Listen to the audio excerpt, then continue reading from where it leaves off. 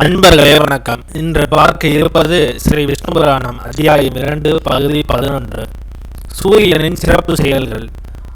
மாமனிவரே, சூரிய ரதத்தில் இருக்கும் அவரது தொழில்களையும் கூறினீர்கள். ஆனால் சூரியனது தொழிற்படைப்பை பற்றி கூறவில்லை.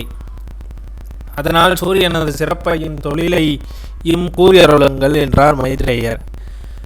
மைத்ரேயரே, இருக்கு யசூர் சாமம் என்று 3 வேதங்களின் வடிவமாக இருக்கும் மகாவிஷ்ணுவின் சக்தியே சூரிய சுரூபமாக இருந்து காய்ச்சுவதற்குமல்லாமல் உலகின் பாவங்களை போக்கிக் கொண்டிருக்கிறது. அதனால்தான் ஆதித்யன் முதலிய கணங்கள் 7லும் ஆதித்யனே முக்கியமானவன்.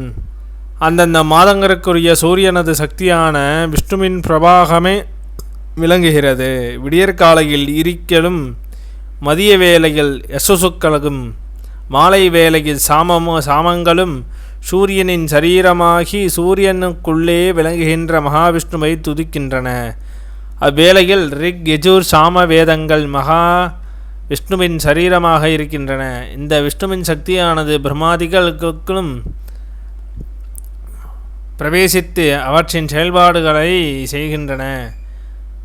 ஆரம்பத்தில் விஷ்ணுவின் சக்தி இருக்கும் வேதமாக பிரம்மாவாகவும், ஸ்திதியில் யஜுர்வேதமான விஷ்ணுவாகவும், முடிவில் சாமவேதமான ருத்ரனாகவும் விளங்குகிறார்.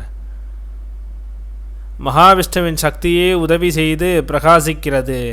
இவ்வாறு வேதத்ரய சுரூபமான மகாவிஷ்ணுவின் சக்தி சுத்த சாத்வீக சக்தியானது சூரியனின் பிரவேசிப்பதால் சூரியனின் சிறப்புடன் பிரகாசித்து கொண்டு உலகில் உள்ள தீமைகளை எல்லாம் அளிக்கிறார்.